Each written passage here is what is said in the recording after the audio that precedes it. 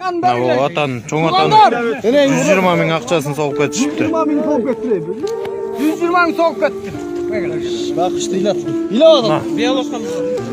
Ата 1000 сомдон 500 сомдон чыгарып берет. Токмок шаарындагы мал базарга бодо мал алууга келген карыя 120 миң сом акчасын урдатып жиберди.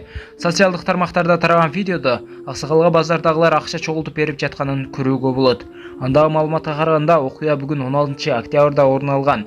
Мал базарга аш өткөрүү үчүн бодо мал алганы келген аксакал 120 миң сом акчасын урдатып жиберген. Ага базарга келген башка жарандар 115 миң 500 сом чогултуп бергенин көрүүгө болот. Арасында карияга топтолгон каражатты накталай бергендин ордуна бодо мал сатып берүүнү сунуштап чыккандар да болгон. Ошо açı sol.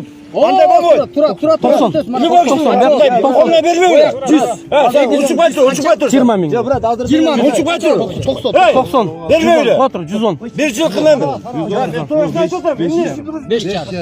115 şarım. Sen 17 oldu. Ya cıl kızlar biri.